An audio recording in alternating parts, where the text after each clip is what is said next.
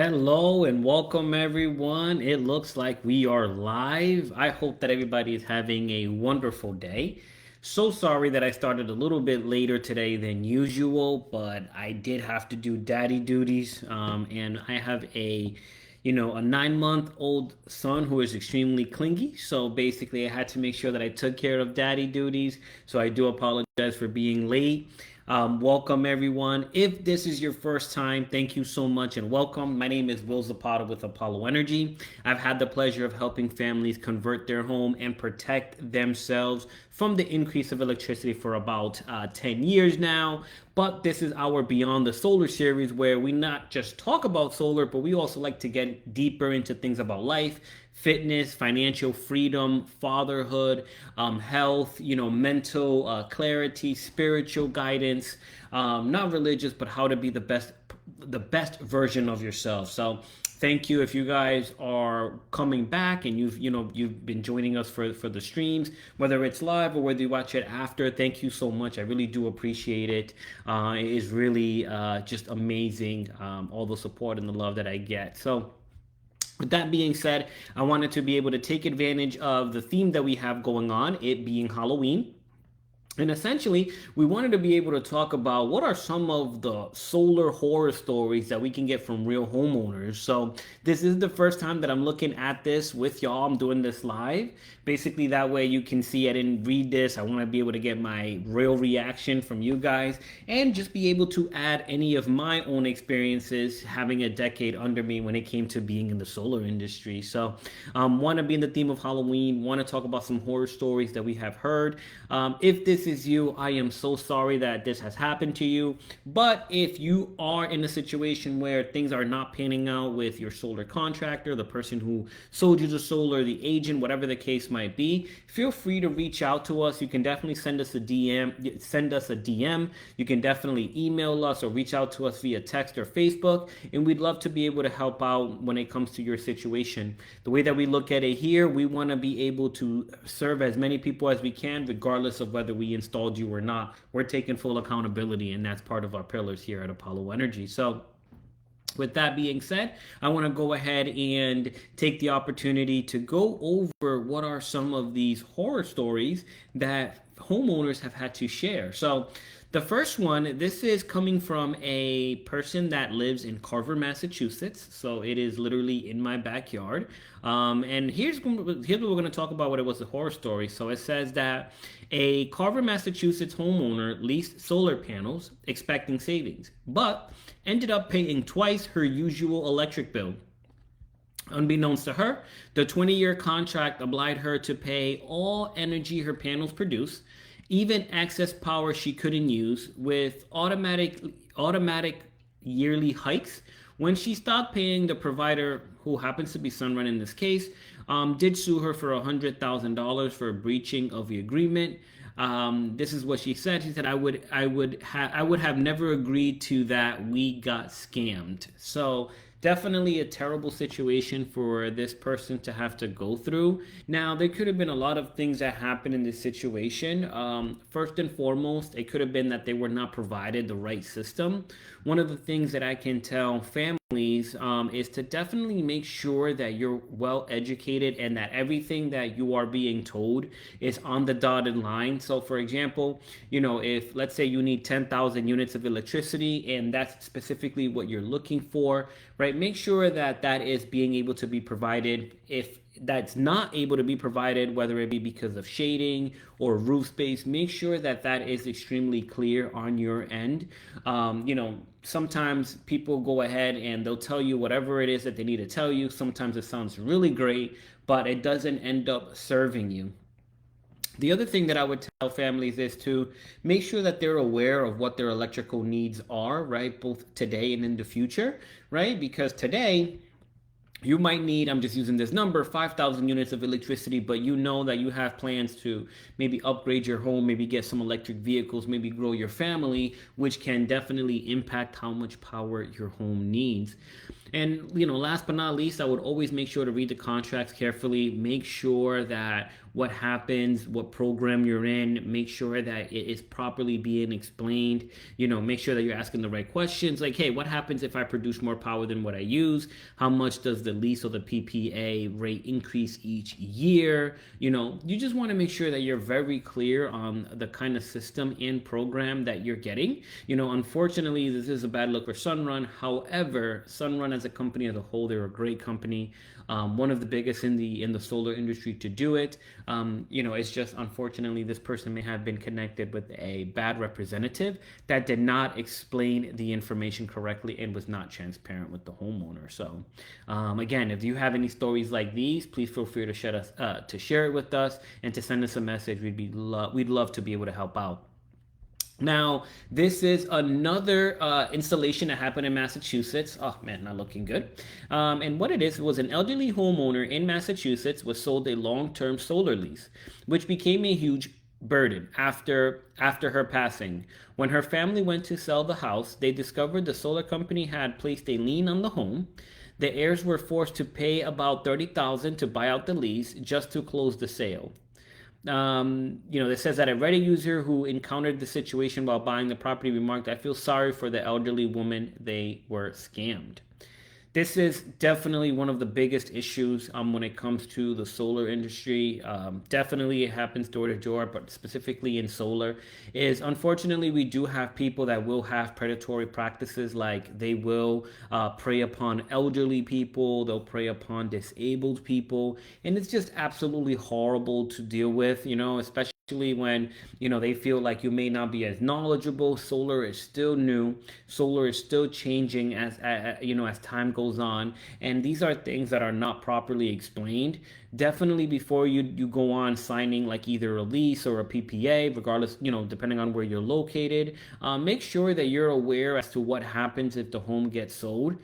Now, in my experience, what I've seen that typically happens is that if you do happen to sell your home and it does have solar and it happens to be like a PPA or a lease, usually that's transferable to the next owner. Now, I don't know when this homeowner went solar, so things could have changed, especially if they went solar, during the early part of, 2018, 2019. A lot of things have changed, and as solar continues to evolve, that will happen as well.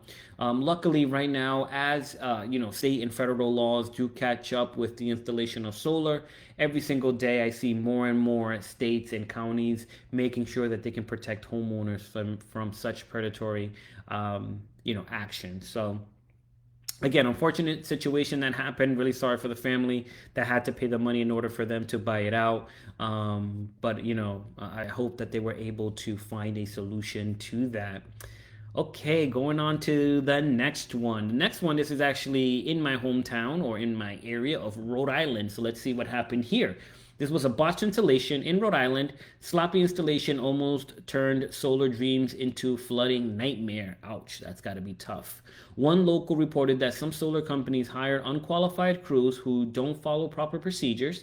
In at least 3 cases, technicians driving grounding rods hit plumbing or water mains, bursting lines and soaking the property. Oh my goodness. These accidents, all happened within 6 months, suggesting it's just not a fluke, but a pattern of negligence.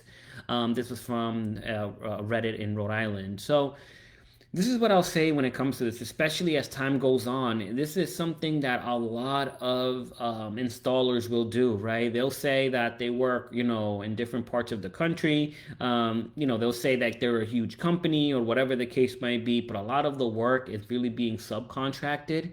And you just want to be careful to make sure that whatever does happen, that one, their warranties does cover it.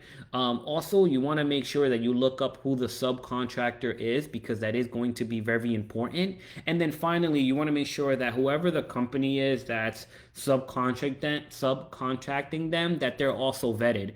I can't tell you how many times I've seen it where, doesn't matter how big they are, doesn't matter how small they are, but they subcontract the work, and then basically they leave the homeowner to dry. I actually have a situation happening right now where a homeowner got their system installed, and it was installed like incorrectly from the beginning. Basically, they installed on like 5 layers of shingles, which should never happen, right? And now between the bank and the installer, they're going back and forth as to who to put the blame on, and obviously they want the homeowner to pay the bill, but that's definitely something that's not fair. That's why I always advise for families, don't always be so quick to think that because you're getting a cheaper price that it's a better deal for you. Obviously, I don't want you to overpay, but I definitely want you to take the opportunity to highly vet the company that is doing the work. At the end of the day, a lot of things can happen when it comes to construction project, and solar is a construction project. So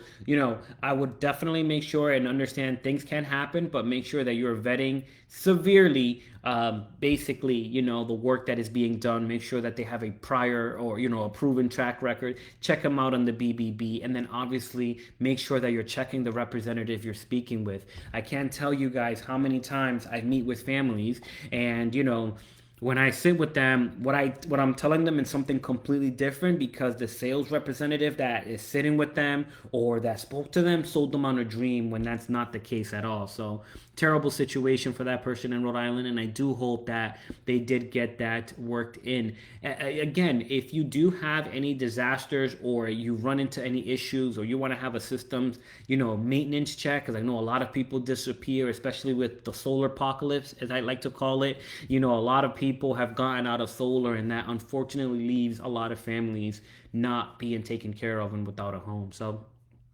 now, the next one, we're going to look at New Britain, Connecticut, and this is something that, believe it or not, a lot of homeowners fear, which is obviously the leaking of the roof. So let's see what happened here. So this person's last name, Ortega, of New Britain, Connecticut, was initially happy leasing panels from Sunrun. Again, I do want to emphasize, Sunrun is a great company. Sunrun is a big company. Mistakes will happen, and it really does depend on how they take care of it. So let's see what happened. So from Sunrun until a major roof leak started in 2022. Every rainstorm sent water dripping through her ceiling, staining and cracking her interior plaster. Sunrun's contract promised any roof penetration would be weather tight for 10 years, and that they'd repair any damage they'd caused. But when Ortega reported the leak, the company pointed the finger at nature, claiming squirrels made a nest under the panels and caused the damage. Unsatisfied, she hired an independent roofer who found clear evidence the installation itself had caused the leak. Scraped off shingle granule, improperly drilled holes, and broken ridge cap shingles right where the panels were mounted. Only after a long news team got involved did Sunrun finally remove the panels and fix her roof, while still insisting animals were to blame. This is why it is definitely super important for you to do your research as a homeowner. Again, I don't want this to look bad on Sunrun, because Sunrun is a great company, nothing against them. It's just that what tends to happen is that sometimes you'll run into situations where they got to protect themselves, right? Obviously, they want to make sure that they don't have to pay, any kind of damages. And obviously, the homeowner is looking to whoever did do the installation to make sure that they do get it done. That's why I always recommend that people definitely get, multiple opinions. Definitely look at some testimonials. Make sure that you're looking at the workshop warranty. And again, this goes back to the last point. Make sure that the company that is actually doing the installation is actually doing the installation, and that they're going to warranty it, right? Not that they're going to subcontract the warranty to somebody else. I've seen that happen a lot, and it becomes really tough to be able to get help when you need it, because again, the primary company has a relationship with their own subcontractor, but it doesn't mean that that subcontractor is just going to basically jump at the whim of the big company. So be mindful of that. Moving along now, the next one. So the company went bankrupt and leaves solar half done. This was another one in Massachusetts. I've seen this happen many times. I'm actually helping a family right now in Norwich, Connecticut, that went through the same situation, or is going through the same situation. I was able to help them by getting them in contact with the financier and, figuring out what happened, letting them know like the company that did the installation went out of business, which it does happen. And be mindful, right? families, like that's what you run the risk of sometimes when you're trying to go for like the cheaper option. Because if the person is dirt cheap, then this means that unfortunately they're not going to have anything left for them to invest in their business. It means that they're working on razor thin margins, and they're not going to be able to be around to properly service the family if they need it. So definitely be mindful of the way that when you're doing your research, making sure that, yeah, you're not being overly charged. I don't think anybody should, hit you over the head when it comes to, prices, but you want to make sure that you're not going for the cheapest option that if you ended up needing help, that company's not going to be around to help you. So this was so the horror. Dozens of Massachusetts homeowners got a rude shock when a regional solar installer went bankrupt mid-project. One Reddit commenter described a company identified in discussion as Solar Wolf. I know these people personally, by the way. And that folded and left a lot of customers hanging with half installed or less systems. Abandoning jobs before they were operational, homeowners were stuck with panels on the roof that weren't producing powers, inverters in boxes, and mounting were lying idle, and the company's phone had gone silent. This is definitely this is this is interesting because I personally know, or I knew the owner of Solar Wolf, right? Like I've worked with them hand in hand. The solar industry is very small, right? I tell people this all the time. Like there's probably, for the most part, if you've been in the game long enough, there's probably not a company that you don't know of them. And if you don't know of them, it means that they probably started extremely recently, which might be a reason that maybe their prices are a certain way, or maybe they're just falsifying certain information. Solar Wolf, they were a great company. They did great work. Like I seen their installation, but unfortunately, they did go out of business. And this is why, again, it's very important to make sure that you do your due diligence, right? Making sure that you know who is doing the installation. Sometimes you'll get somebody that they're doing the sales, and then somebody differently is doing the installation, and then you have a different financier, and it can be extremely confusing if everybody has their own goals in mind, and none of it leads back to you, which is the homeowner, and making sure that you're satisfied. So definitely make sure that you do your due diligence. You're looking up BBB records, you're looking up local references, because at the end of the day, this is going to affect you and your family, especially in the biggest investment that you'll probably make in your life, which is your home. So now we're going to go to a completely different area. We've been in the Northeast for a while. This is in Washington, D.C. So a homeowner in Washington, D.C. leased a 5K solar system from Solar City, which is now Tesla Energy. And initially they saw savings, but in the second year, the system stopped working and stayed offline for 7 months. Despite the owner's repeated pleas for service, the whole time he was still stuck paying his $110 or $110 per month solar lease, even as his electric bill climbed back to normal. By year's end, he paid about $2,000 more to the utility than the previous year when the panels were working. The kicker? Solar City finally fixed the hardware after 7 months but refused any compensation. They told the customer he had saved money in the first few months, so essentially, too bad. They wouldn't credit a dime for the long outage. The homeowner was furious, noting he only leased because he thought the company would promptly handle any issues, which they did not.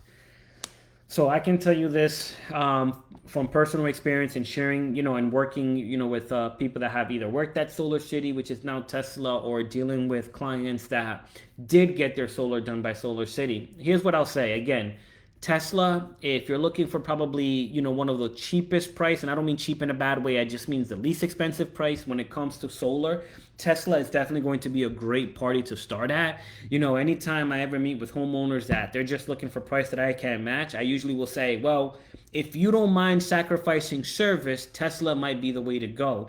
And that part is important because you're going to get an incredible price if you do happen to go with Tesla, but just understand that you're sacrificing service. If anything goes down with your system, if you need help with anything, good luck trying to get in contact with somebody, because there's a reason why they're so cheap, and it's because they're not reinvesting in customer service. It is probably one of the worst that I've ever experienced. But again, if you're like, hey, I don't care, I'll get, I'm just looking for the lowest price, Tesla is going to be the way to go. Just like this homeowner, being mindful that you might run into this situation. So this was the case of the unconnected panels in South Carolina. I've seen this many times. Unfortunately, companies will go out of business. Sales reps, they'll jump around from installer to installer because installers will literally almost take anybody. And unfortunately, there's no accountability. So let's see what happened here.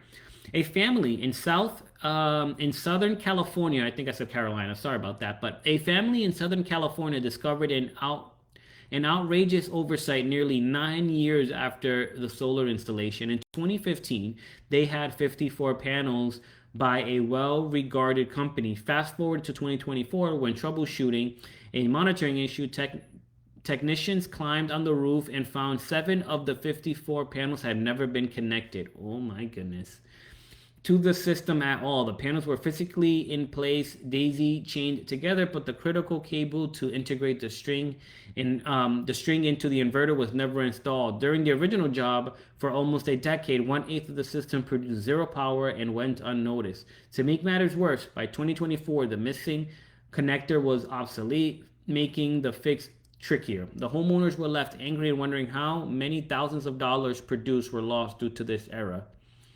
You know, it's a tough situation, right, guys, to realize that they went through this, and it really sucks.